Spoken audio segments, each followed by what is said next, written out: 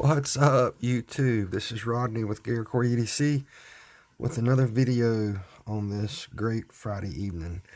I have two oddities here. I have a Twosun in the left hand and a rare discontinued CRKT in the right that I've had quite a while, just a little bit. We'll start out with the Twosun first. This is a item that I first seen on OCD for EDC, and I started looking at them and trying to see if I could get one cheap, and I got it pretty cheap. And what this is sort of hard to get out. You gotta really shake it. This is a bike wrench tool, and basically it's a sliding style wrench with the different size metric heads on it that you can slide into position and fill with other pieces that are used and contained in the storage. Spoke wrenches and bottle openers and various little usable tools for a bicycle. It's pretty cool. These are little spandex pockets so they hold more. So I was even thinking about maybe getting some of these lasered out for some various stuff at work. Where I work at, we can pretty much make stuff like this real easy. I just do a design and give it to my boss man. He can burn it out. And I can even have stuff laser etched on it or printed. That being said, it's a pretty cool little tool. I like it. Got a built-in ruler on one side.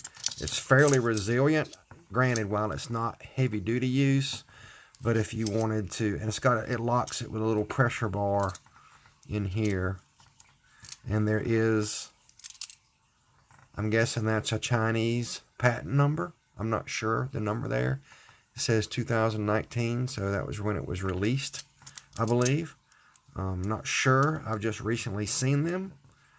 But yeah, it's a pretty awesome little thing, and it comes with the 15 through 11, a 10, an 8, and a little screwdriver, a bottle opener, a 6, a 7, and then the spoke wrench. So pretty neat little concept they got going on here. I do like it. I have not used it, but seeing how the material on these is roughly, I think it's a little less than 80, then 1/8 of an inch. Yeah, I was thinking 80. So it's right at 2mm. 2mm is 78 thou. So this is roughly 14 gauge sheet metal is 75. So it's roughly 14 gauge stock or 2mm stock, depending on how you look at it. But it comes in a nice Velcroed style nylon sheath with a belt loop to wear on your belt if you wanted to do so that way. And it's self-contained to where you just slide these in and out. They lock in place. It's pretty handy little tool to have. I could see, you know, throwing it in the glove box of your truck or your car or your bicycle or whatever the case may be. Pretty intuitive idea by Twosun. I'm glad to see them branching out with different products such as their pins and pry bars and bottle openers and EDC type tools and knives. And I've just recently seen they released a Swiss Army style utilitarian type knife. I'm waiting to get a bid right on those. So I do not know the model number on this. It is a Twosun product. You could type in possibly Twosun tool in your search bar wherever you search at, eBay, AliExpress, Amazon, and the like. Good deal. These can, if you play your cards right, you can get one of these for less than 20 bucks. I will say this about Twosuns, that as new models are released, they are becoming more popular. A lot more people are showing them on YouTube, and the knife market is sort of taken off for them at this time, especially on the newer models. They are upscaling their materials and blade materials and frame materials, and the prices are steadily going up. But if you wait and not bid so high, some of these knives that sometimes go for 130, you can get for 70. But people just get on there and bid. I'm not one of those people that bids a knife. I'm a watcher. And if it goes over a certain dollar amount, I'm not going to pay it. Now, there might be a few here and there where I'll pay premium.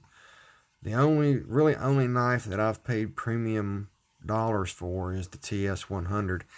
And I got the second to the last one before they stopped selling it. And now they're re-released again, and they're selling for cheaper than I got mine for. So with Twosun, I have noticed it's a patience game. And while you do take a risk, they've been known to stop selling a knife and then not release it. But then when they do release it, a lot of times they've gone from a D2 blade to an S90V or an M390. So a lot of times, if you don't get the first run of the first design or prototype release, whatever you want to call it, the chances are you'll be able to get the knife eventually in a more premium steel, because they sort of throw it out there in the more of the budget-friendly steels, the 14C28N, the 12C27, the D2, and so forth, to test the water, so to speak. And then they release it in the higher end steels. And of course, you know, there's people out there who see M90 and, oh my God, it's the best knife ever. I gotta pay top dollar for it. Well, and granted, you know, yes, it's worth more money, I suppose. I'm not a blade snob. I like M390. I like the premium steels, you know, great. All that's great. But it's not a must. D2's great. You just got to take care of it a little bit. You know, you can't throw it in a bath of salt water. You know, you can't do certain things with certain things. You know, you just got to pick your battles and choose your fights, so to speak. But anyway, that's enough about Twosuns. I'm rambling like I always do. What I have here is the CRKT. I consider this to be rare because you pretty much can't find it. And I have had this knife a while. Probably 10 or more years. Probably 15 years. I don't know when this was released. I'd have to look, but it's been in my collection for a while. And it does have some imperfections with it because I haven't took the best care of it. I thought I had cleaned it the last time I put it away, and I didn't pull it out for a while. And I got a little bit of some surface rust that I'm going to work on getting out. You can see some slight little specks right here and right there that need to be addressed. I'm sure I can remove that with a little bit of steel wool without really marking the stonewash bead finish on this blade. This is the Serengeti Hunter. I do not know the blade still on this. I do not have the box anymore. I'm sure it's some kind of a stainless variant. But this is a beast of a knife. It is, if you hold it just right, it's definitely a flipper, but because of the way the scales are shaped and so forth, it's sort of hard. It's sort of slick, but still grippy, if that makes sense. But what makes this knife very unique is it's considered the Hunter because it has this big belly, straight back, almost upward swept to a degree blade that is a hollow grind up to this area here. And then it has a skinning and caper blade. Removable scales. Now this is an oddity.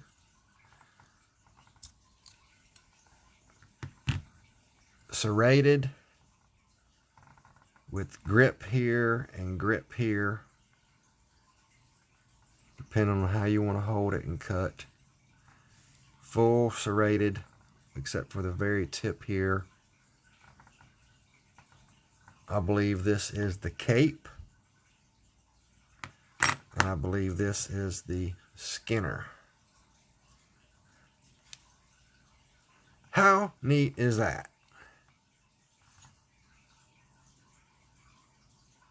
Follows the, you can see taking off and on, it scratches.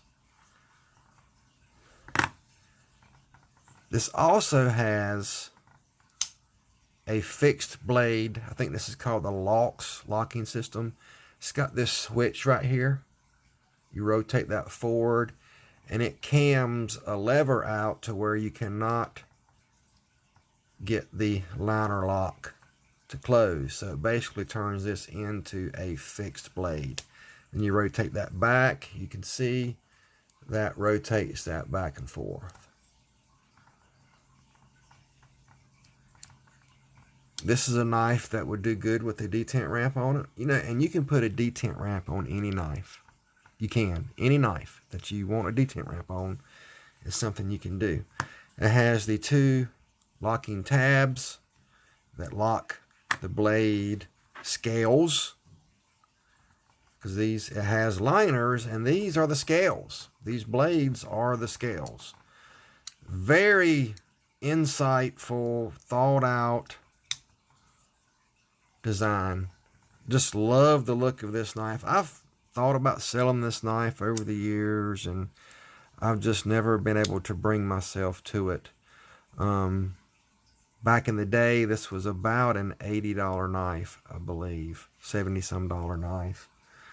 And comes with the nice sheath. I got a box for this somewhere. It's probably got the blade still on there, and I'm sure I could look this model up online and give you all the specifics on it. This is a heavy knife.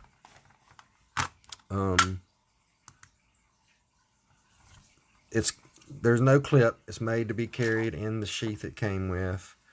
And we're looking at 8.43 ounces. So it's a big old knife. It's definitely meant to be carried in a sheath and not the pocket. Unless you're Jolly the Green Giant. And we're looking at 238.9 grams. Might as well say 239 grams. So big old biggin. In the closed position, we are looking at roughly 4 3/4 with a blade length of roughly 3 1/4 cutting edge, roughly about the same. The thumb stud is in the cutting path. Grip length, we're looking at roughly about 3 5/8, but feel plenty. There is no hot spot on this knife because there is no clip, and even though these retention tabs for the scales are here, I don't really feel them in the hand. I do to a degree. I mean, if I really squeeze down on it, I reckon you could say that these do cause a minor hot spot right in the palm of the hand. Flipper tab has serration on both sides. There is jimping for maximum purchase on this knife, and it just really works well. I have not skinned anything with this. I was a hunter many years ago, and at this particular time in my life, I choose not to take life unless I had to in a self-defense situation, and I do not ever want to have to do that. Blade centering is down the center, maybe a little bit to the back side, the non-show side, depending on how you hold it and look at it. But yeah, that's what this is, the CRKT Serengeti Hunter. You can see it is made in Taiwan. and the number there is 6674. That might be the model number, the CRKT 6674 Serengeti Hunter with built-in removable scales for skinning and caping. And I wanted to get that shown to you. So that's it for tonight's video, the second one of the day. I will not be filming any more tonight. I wanted to show you the Twosun bicycle wrench tool and the CRKT Serengeti. Hope y'all have a great, awesome weekend.